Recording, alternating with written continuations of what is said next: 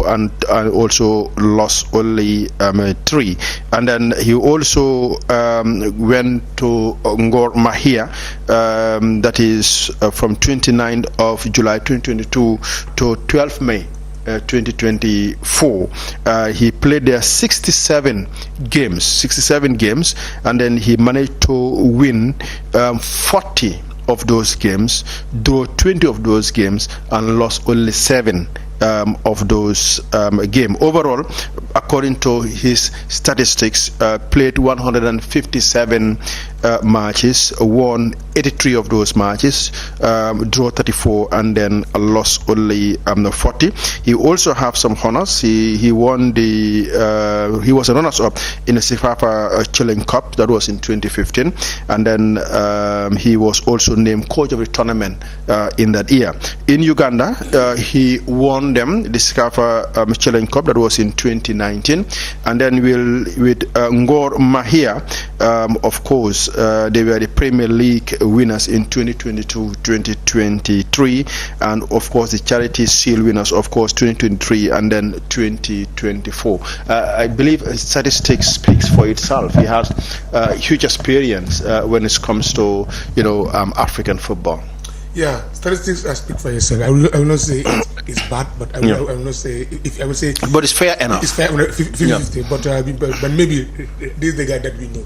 Yeah. I've been saying last Wednesday or Thursday, I was with Michael at the radio station, because the 10 people that they listed, the media have to know who are they. Who are those people? Yeah, and it could be someone. No, we discussed about it here. We discussed about it here on our last whose CV can be better than last program. Yeah, if you look at the only team that you could never qualify a team to a African Cup of Nations. Exactly. Yeah, not so that something is lack from it, but maybe like his experience in Africa, it is good. That's why maybe also.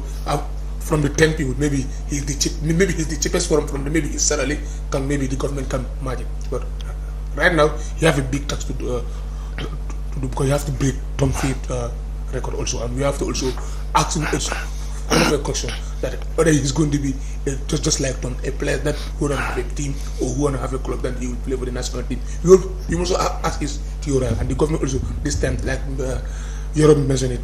Is a taxpayer money that government are giving to him. No, we have to know the amount of money that he's receiving, and his TOR, and whether he's going to sit in the country to also develop the young players, also to have chance to play for the national team. Because we have a bunch of players out there who are playing. Because like Musa Barok mentioned it last time, when Tom left, we asked him, Tom is going. Now the next coach coming, he said the next coach coming have a big problem.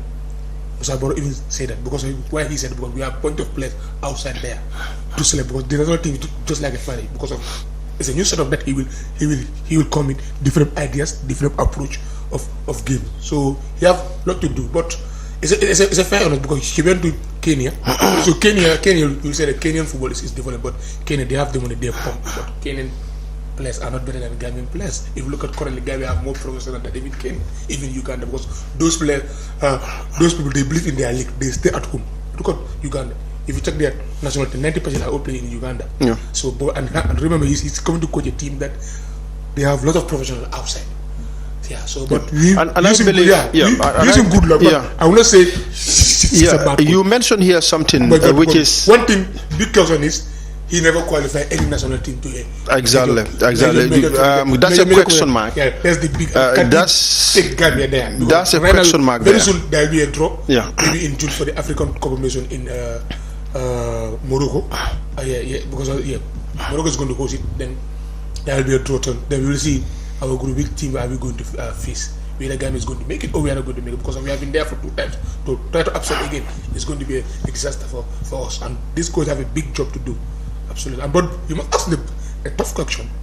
Okay. Thank you very much. Thank you very much. I think you just mentioned here something which is very, very important, and I think me and Baikor we discussed about it here on our previous that is the last Monday Night Football.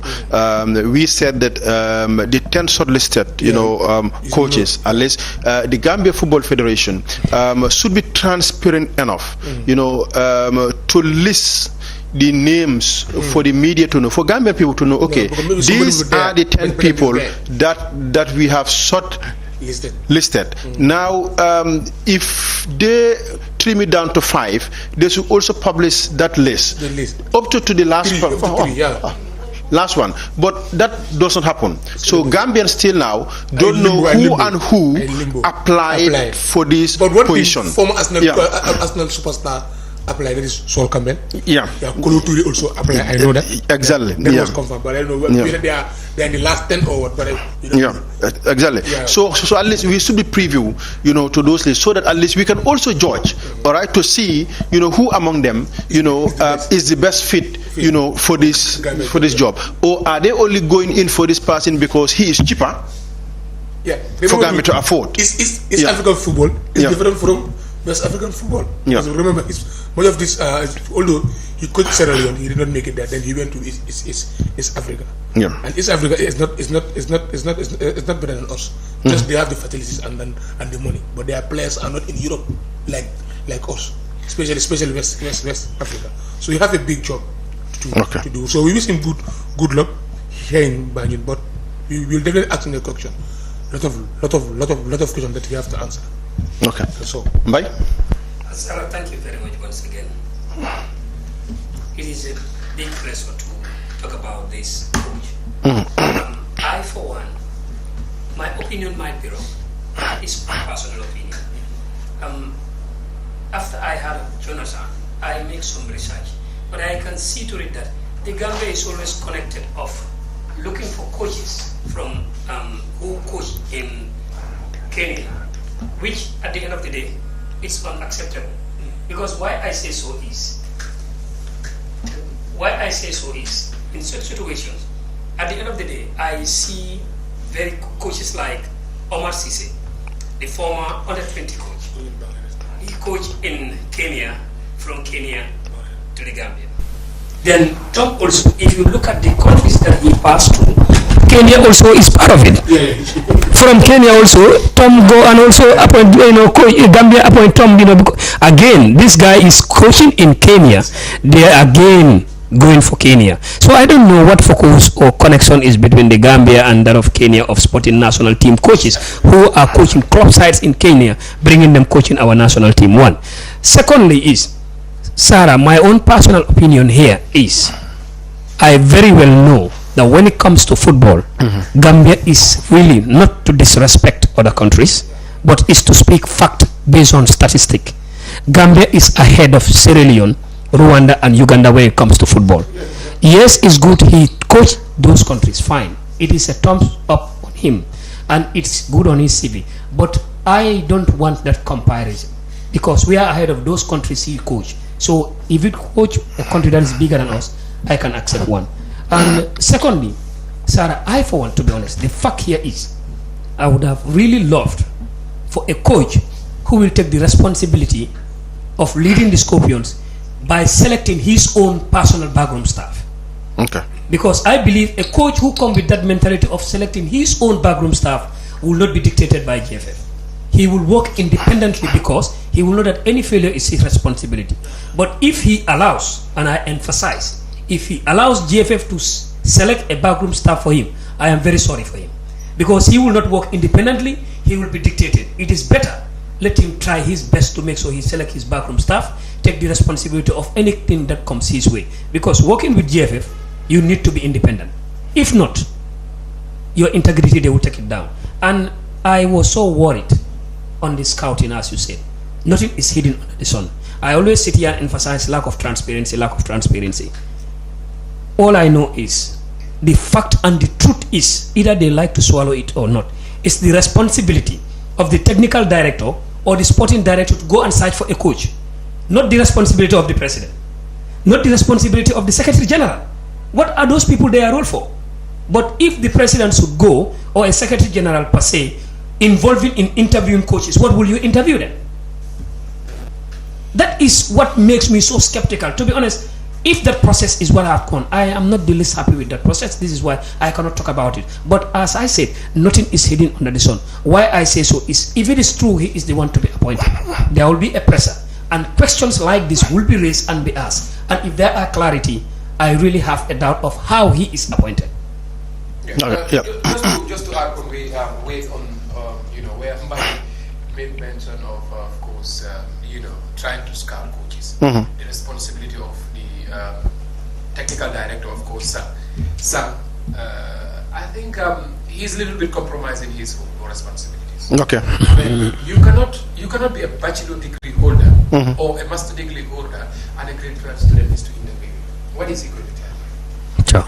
So it becomes a problem because looking at the Secretary General is more of working on, of course, correspondence, communication. For sure. Correct. Yeah. So technical issues have to be left with those who have the technical abilities. Identify. Very good. Coaches, coaches are people that are trained for the job. That is their role. If you want to go and step on orders and just to show up, that is kind of like, okay, we are the people who are here. We are going to do it anyhow we feel like, because we are tired of what the media is saying. But very good. They will be accounted for whatever you do. Either you are doing it.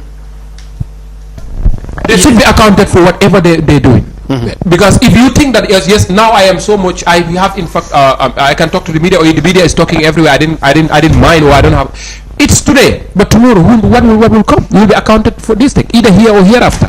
So I think these are little things that in fact they don't need signed rockets for you to apply them. To say the Secretary General, the President should not interview or go on for coaches and so on and so forth. This is where I want to put more emphasis on, and I was really not happy as well, equally as Mike. Correct. But then I will still give the benefit of the doubt to Jonathan. Of course, coaching is sometimes you have to be independent to do your work. Sure. You really have to be independent to do your work. He is coming. We've seen that coming through the East Africa. I've personally gone to the East African countries. I see how they perceive sports and what they're doing on sports. But literally, I think West Africa, if you look at even the African Cup of Nations, the countries that perform more in Africa is definitely the West Africa. Those who qualify, not to disrespect other continents, but even the World Cup, we know that those that qualify, most of them, if not 3, will come from West Africa, and then the others will come from the other parts of Africa as well. I think they've been doing infrastructure-wise. We know we are bad, but talent-wise, I think we are far better than the East African. But then we have to look at the competition-wise of it as well, because we've seen some players moving from Gambia going to South Africa to play in their leagues. The South African league is substandard per se, standard per se, one could say. But again, this competition that they are producing for our players becomes a problem. Most of the time when they go there, if they come back to represent their country, you see them struggling, because that is the level that they are. So the physicality, the challenges, the speed, the agility, everything is totally different. Yeah, I believe it's totally different, but still now looking at the coach right now, right?